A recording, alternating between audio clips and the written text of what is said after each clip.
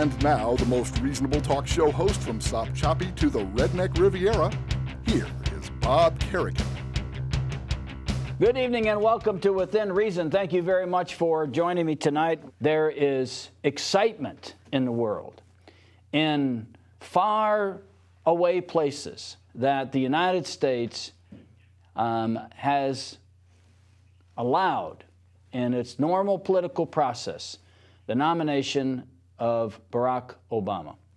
There is true excitement in countries that we have not the best relationships with, but that are not adverse to us. True excitement that the United States will elect somebody who knows that Africa is not a nation. Let's look where Madam Hillary was.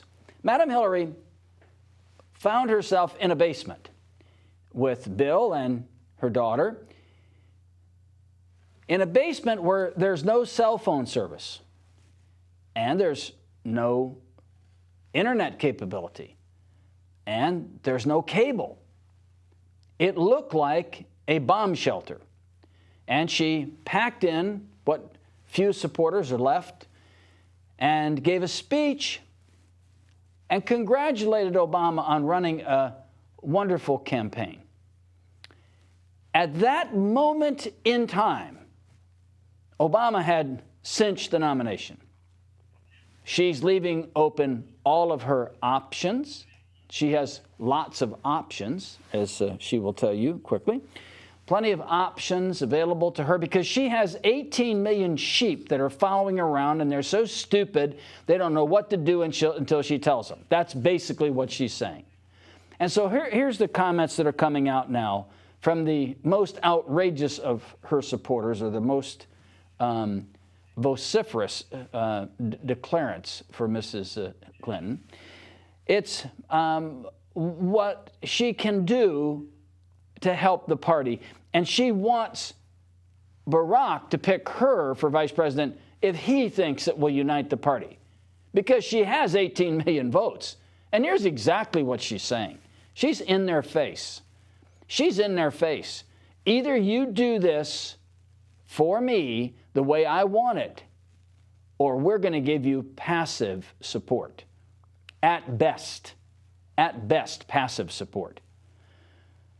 I hope he doesn't pick her for many reasons, not the least of which she will be conniving with her husband every single day after her selection to unstabilize Barack, so that he'll only be the second sitting president in history that hasn't been re-nominated by his party, the first being the drunk Franklin Pierce.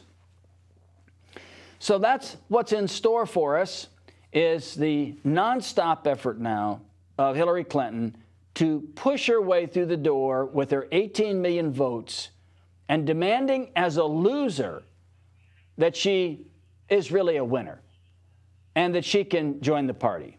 Ronald Reagan, I think this talk show host guy, Michael Reagan, is not related to him. I think. I'm not positive about that. But I know he's from California. But anyway, he has been lamenting the Chinese involvement in Cuba, and going on endlessly about drilling for oil, how the Chinese are drilling for oil just 50 miles from Key West, while the environmentalists, the green thumb, the tree huggers, these unpatriotic fools are keeping us from getting all this oil that's right just below the sidewalk. And we can just get it, we'll have no dependence on foreign oil. It's so obvious. Just drill, just tear up the natural habitat, doesn't matter. Get that oil fast. I mean, that's the answer. That's a conservative answer. Don't be dependent on foreign oil. Get that. Get down there and get it. Very logical. Well, wait just a second.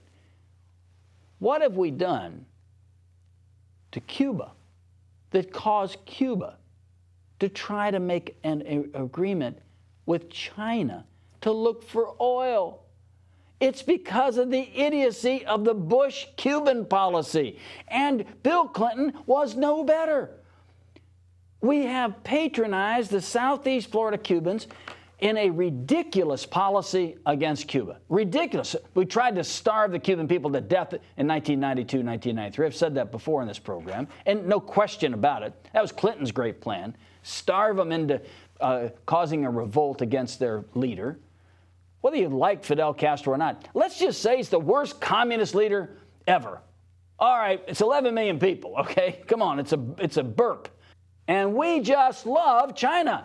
We're just all wrapped up in China. This, China, that, China trade, it's all great. China, oh, so what? It's a communist country. We don't care about that. It's only 1.5 billion people. The real threat to the Western Hemisphere, oh my God, it's Cuba. Cuba, they've got several people in their army, and they've got a few boats and things, and it's terrible. Terrible threat. So, United States citizens, you can travel any place in the world you want to. State Department will give you warnings, but you can't go to Cuba. It's 90 miles away. Can't go to Cuba. Can't take the New York Times to Cuba. Can't take any, you can't take newspapers to Cuba. Can you imagine Americans all over that island with newspapers? What would happen? Can you imagine what would happen there in Cuba? Astounding. Oh, so we're mad because the Cubans have made a deal with the Chinese because we thumbed our nose at the Cubans, which is killing the exploration of oil off of Cuba. Okay. And then these guys are going to say, well, I'll tell you what's going to happen when they have an oil spill. The Chinese are going to leave and we'll have to clean it up and everything. Listen, that's not the least of the fiascos that have occurred with the Bush administration. To John McCain's great credit to John McCain, he has not advocated earmarks as a United States Senator with tremendous influence, seniority, and power. He hasn't done it. He's walked the walk. You got to give him credit for that now. Now, what the conservatives don't like about him is he's rational and reasonable, and he's a moderate. He's the best possible candidate the Republicans could have ever nominated, ever in today's environment. The rest of them were jokes, were standing comedians on the platform compared to John McCain. So the right person got nominated, and he's a decent guy. Okay, that's a fact. He's a decent guy. He'll pick somebody for vice president that's a good, qualified person. He won't get a shill in there for corporate America like Dick Cheney. He won't do it. He's already seen that. He's already seen that Dick Cheney ran this government for 8 years, and George W. Bush had nothing to do with it other than making some speeches. Now, when you're at the water cooler at the base or wherever you are, ask your friends, hey, what do you think of this guy? Okay? What do you think of him? What do you think of Dick Cheney?